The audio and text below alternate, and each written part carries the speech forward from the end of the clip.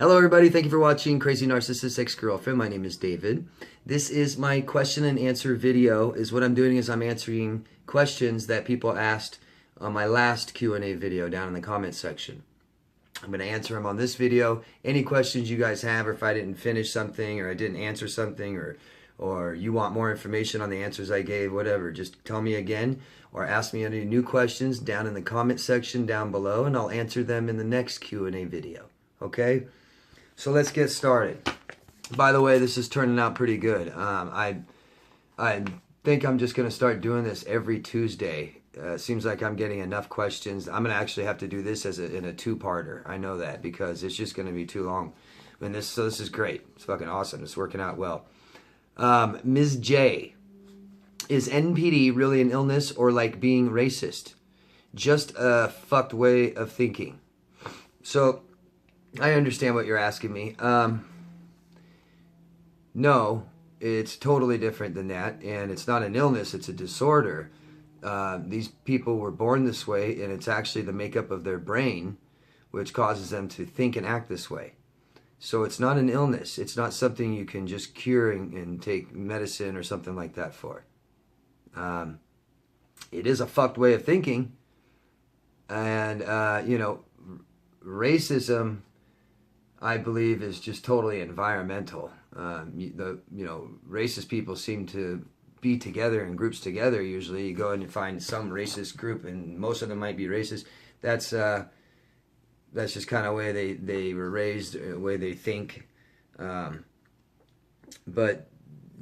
NPD is a disorder that affects your brain, and it controls your brain patterns, your thought patterns, your behavior patterns, and totally different. Okay. Willa Barnes, why do narcs self-destruct? Well, they're disordered, so they're not functional. They're depressed, usually causes depression. The fact that they can't hold down jobs and have functional relationships with people is lonely. They're very dependent on people, and they can never quite get what they want. There's no real end result, no happiness, nothing there, no substantial anything. They self-destruct. They're impulsive. They're compulsive. They might take drugs and drink. They're addicted to maybe sex, food, all kinds of stuff. There's numerous problems that follow with NPD, and the self-destruct part, just to me, makes total sense. Now, I know people say, oh, they love themselves and all this stuff. No, they don't. They don't love themselves. They're obsessed, and they can only think of themselves, but they don't love themselves. They wouldn't need to do what they do to us if they love themselves. Crispy Fort, my narc discarded me. I connected with someone else. Now he wants me back and claims the new guy is a really bad person. And by the way, guys, I shorten up some answers sometimes because I honestly don't feel like writing a whole question down on a piece of paper and reading it back to you. So I get the gist of the question. I hope that's okay. If I ever misunderstand it or answer it wrong, please just ask me again. I'll answer it again in the next video. But Chrissy Ford, I understand what you're saying, and this is what they do. When they have discarded you, they're done with you. They're done with you being the number one supply because they found someone else. But I see you discarded him. But the fact that he's with somebody else, that's why he doesn't want to be with you. He's getting better supply from that other person, but he feels he owns you for life. So these people don't want you happy. They don't want you with somebody else. They want you miserable, fucked up, sitting at home, upset, thinking about them, waiting for them to come back whenever he feels like just getting a little more supply from you. So he might contact you again when he's bored with this person. I know you. I mean, it's simple. He owns you for life. You discard him. He goes for somebody else. But you shouldn't ever be with somebody else. That means you still don't want him. The whole fact, I mean, this is a narcissistic injury to him. You injured him. You discarded him. So he's upset. And he's going to fucking hurt you. If he ever comes back in your life or tries to, I guarantee you he's going to hurt you bad. Bad. You stay the fuck away from him. Because he's going to hurt you really, really bad. That's it. But he thinks you're his property, owns you for life. Why in the fuck should you be with somebody else? Right? I mean, it's that simple. Next question. Y-O-U-U.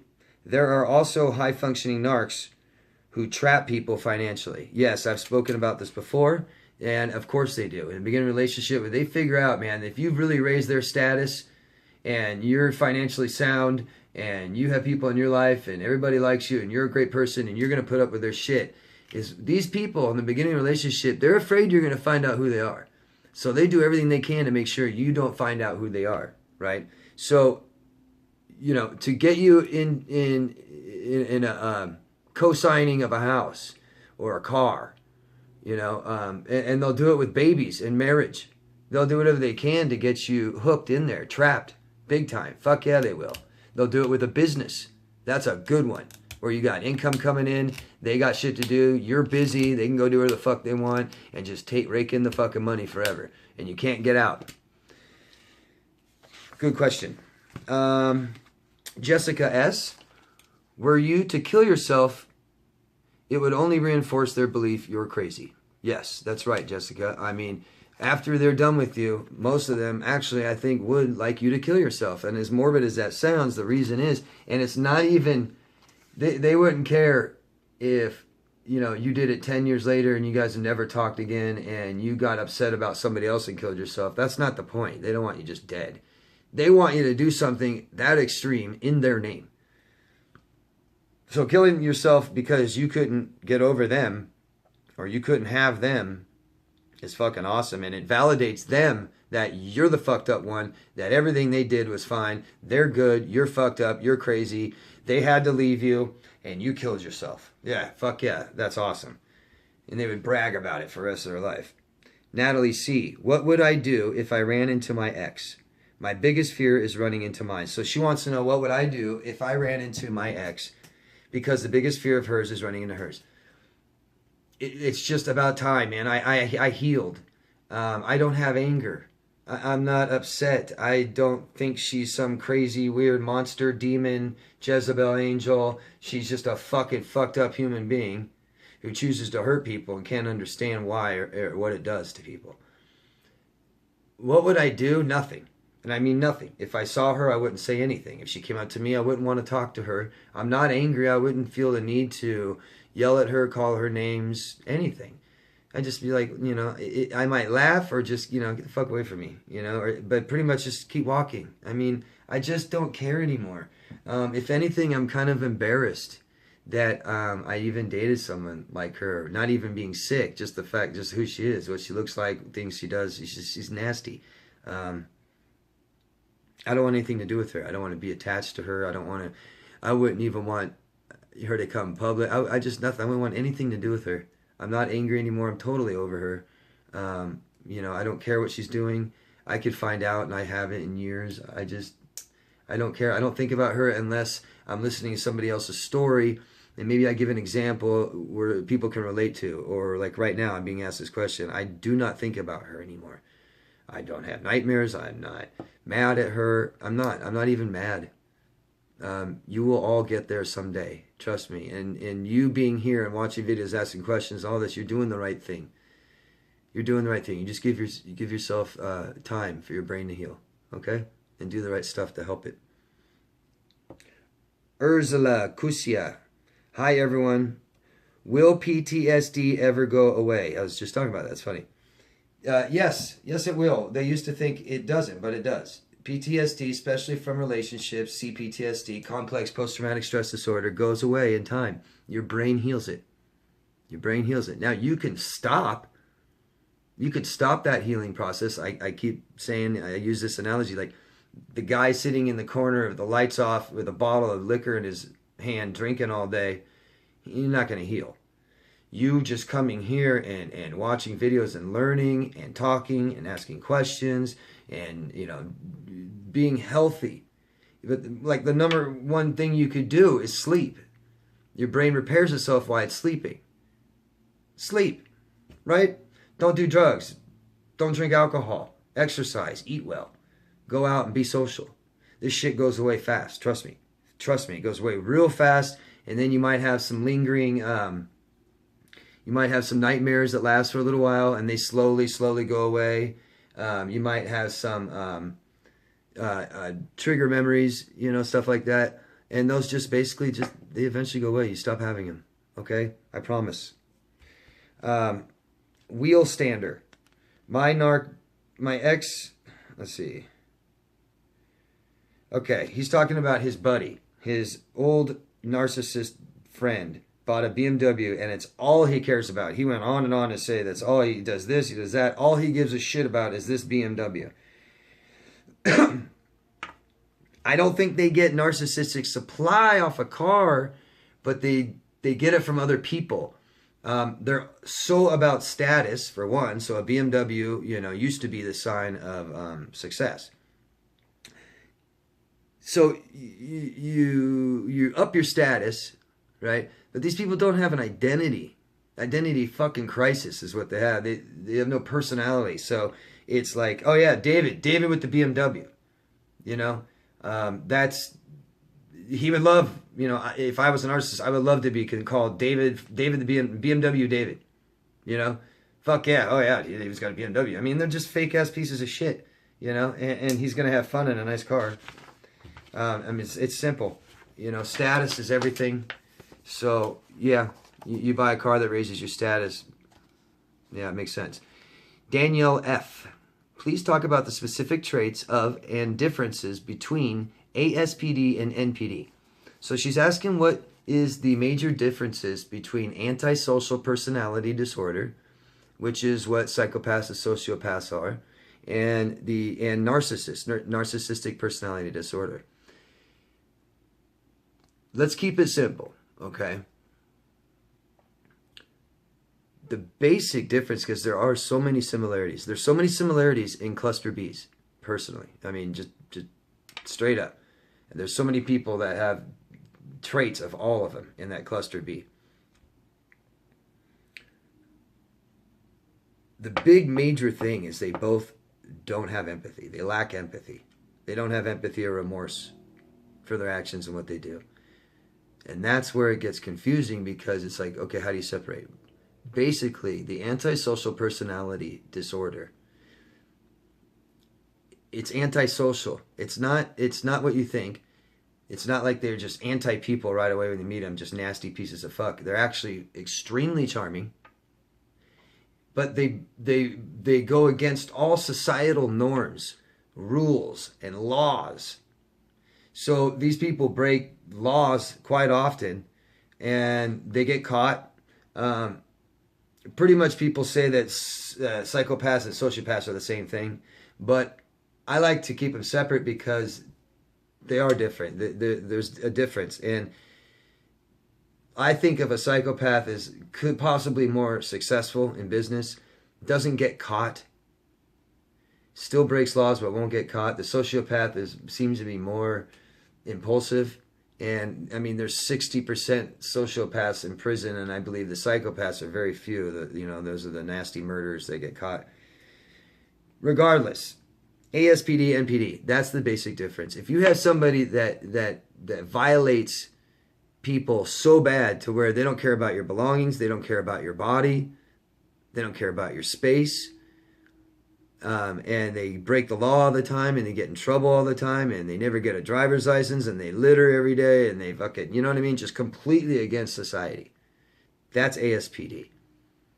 I know NPD narcissists tend to do similar things like that, but if they do a lot, then they're ASPD. Okay?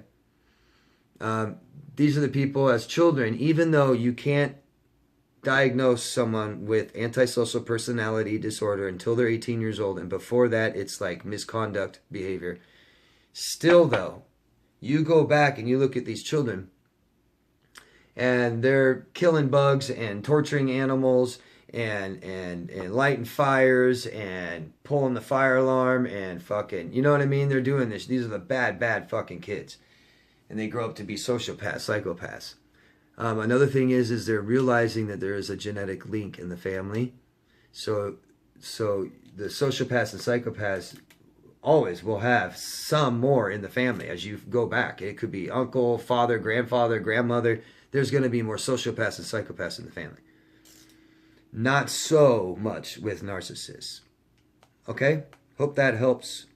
I also made a video titled Psychopathy, Sociopathy, and Narcissism. And I'll put a post up here, a link. You guys, it should be, I think it'll be up here. You guys can follow the link to the video. Hot stuff. Please do a video about why dating sites are so bad. I've had horrible experiences. Of course you have. They're fucking nasty. And the only people that like them and protect them are the people that are on them. And they all got nasty stories too. I fucking guarantee it. Don't tell me about the couple you heard about that got married and they're happy. I don't fucking care. I don't fucking care if there's a 10%, 5% success rate.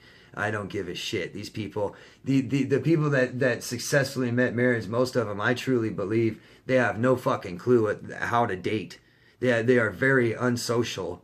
You know, it's like, fuck, you can't meet people, man. You know, it's just so easy. I don't understand what these dating sites are all about. I don't fucking get it. It's like, where do you live? Where in the fuck do you live where you don't see the opposite sex? Or there's not one good enough to ask out? You know, I don't care if you live in a town of 500 people. There's got to be somebody. I mean, fuck, dude. You got to go on dating sites and meet strangers and go hook up with strangers, and you have to find out if you have anything in common. It's bullshit. Besides the fact that there are straight fucking grounds for predators. They're hunting grounds. Every fucking predator will tell you this. Go look at H.T. Tudor.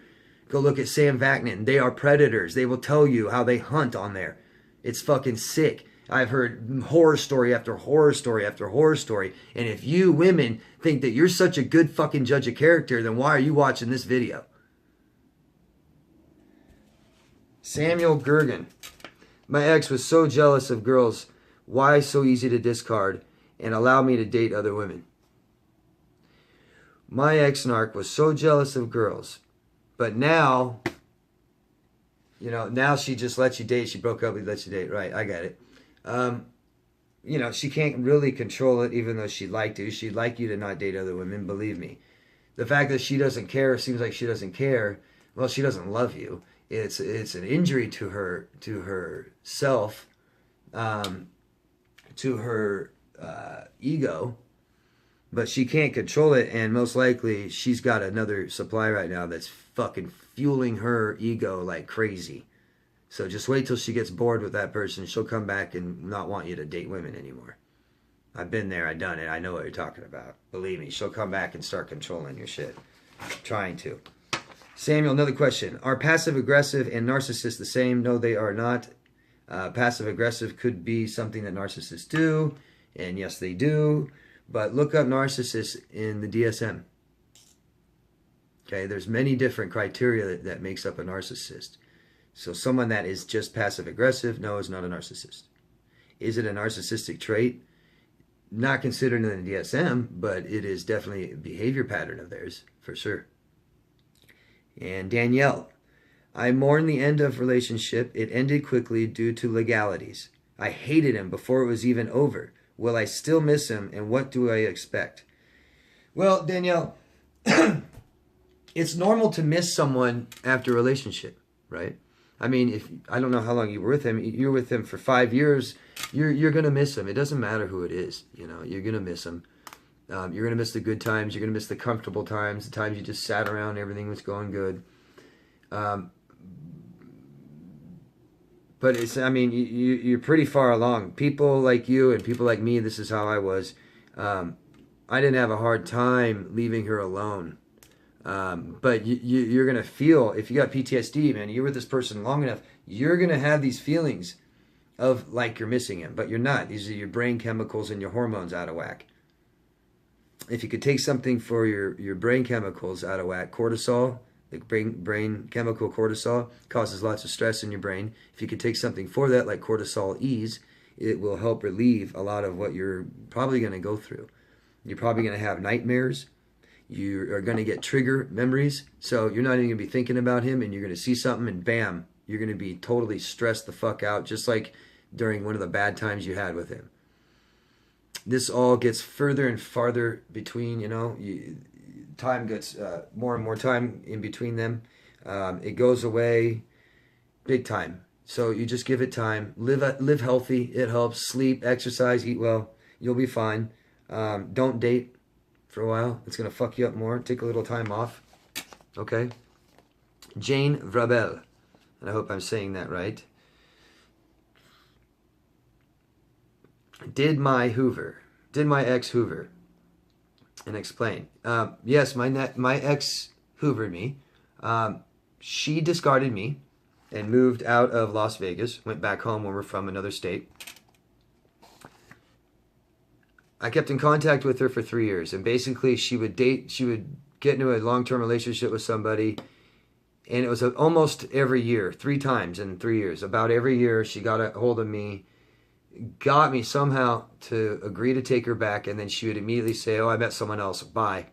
So she was doing this on purpose. She was just validating. She was bored. She wanted a little more attention. She got me to agree, basically, that nothing was wrong with her, and yes, I'd want her back because she's so great.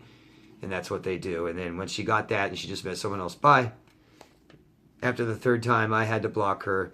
She has countlessly tried to get a hold of me. I've had 4 people contact me on Facebook for her. I've had another friend contact me and tell me she was looking for me. Why? I don't know. She made up some total fucking lie about a box of stuff that I still have, which I never had. She knows that years ago. We've talked about it many times. She's full of shit. She is just trying to fucking hoover me.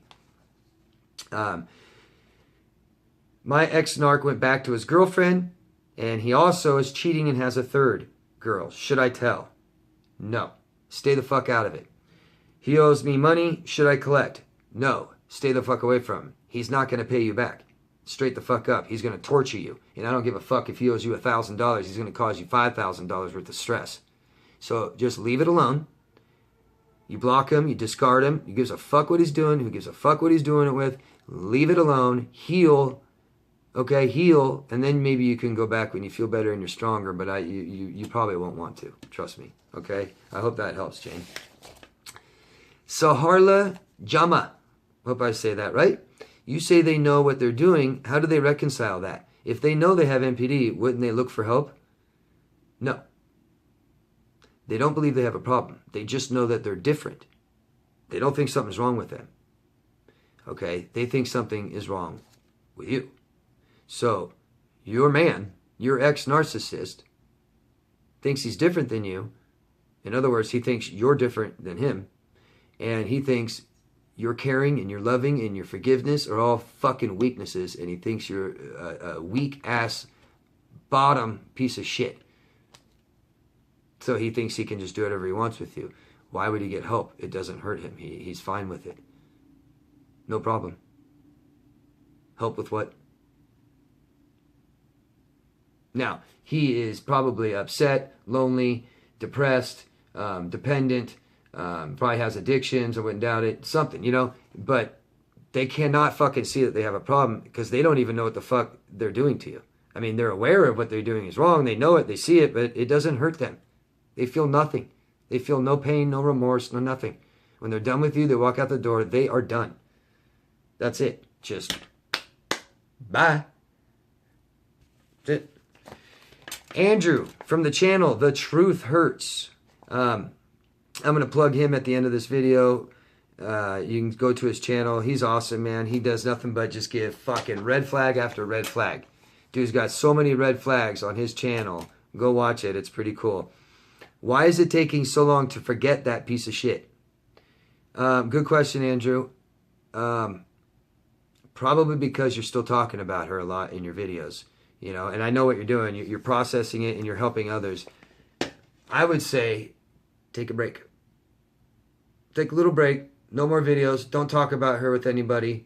Don't talk about narcissism for a little while. It helps. I took a little break. For me, I healed before I started making my videos. In the beginning of my videos, I look kind of like shit. People say that. But you guys don't realize that I was working 63 hours a week in a high business and very, very stressful business. So if I even got a day off, one day off a week, I would make a video on that day and I'd be absolutely exhausted. So that's why I look like shit. I healed I haven't seen my ex in 6.5 years, almost 7 years. I haven't talked to her in almost 4 years. I did everything I could for a couple years to heal, and then I finally found narcissism out a couple years ago, and I've done everything I can to heal, man. I feel great, totally great. I don't feel anything from PTSD. I don't think about her, care about her. I trust people. I love people. I'm not stressed. I'm not upset. Don't have anger issues. So, you know, yeah, that's what you need to do, buddy. Just heal yourself, man. Stop trying to help the world yet, maybe. Take a break at least for a little while, Andrew. Okay, buddy? Thanks for the question. Take care. Hope your channel does well. Gordon Seaton. My ex definitely has traits of OCPD. That's obsessive compulsive disorder. She's cleaning, list making, emotional distance. Also a narcissist. Can people cross clusters? Sure. The DSM is not perfect. That's for damn sure. And it's all going to be changed. It's constantly being revised and discussed. They can cross clusters. You're going to see traits all the time. I see people that have traits. I see narcissists that have traits of OCD is a good one. Schizoid, not liking people or saying weird shit or talking to themselves. I mean, especially as you get into like borderline, man. Borderline will have, they could show things of all kinds of different clusters, different traits. So yes, of course. My advice, I would say that they're probably OCPD. The other thing is they could just be obsessive compulsive. Okay, obsessive compulsive disorder is different than obsessive compulsive personality disorder. One doesn't seem to have a problem. They don't think they have a problem. They think everyone should be like that. That's the disordered one. The person that has OCD or just obsessive compulsive, they're the ones that are literally, it's how they feel, man. You can see how they feel, and that's why they clean like that. You know, it's like they're trying to cover something, hide something. Their life is chaotic, or their past is dirty, and they're trying to clean it and keep it, everything, you know, oh God, if I just keep my house together and this together and that together. So that might be what she is. She might be a narcissist with obsessive compulsive disorder, not necessarily obsessive compulsive personality disorder. So you're going to see those obsessive compulsive traits. That would be my best bet. That'd be my guess, buddy. Okay? Thanks, Gordon. And I'm going to end this part 1 here because it's already been damn near half an hour. And I've got a lot more to go. So I will see you guys in the next video.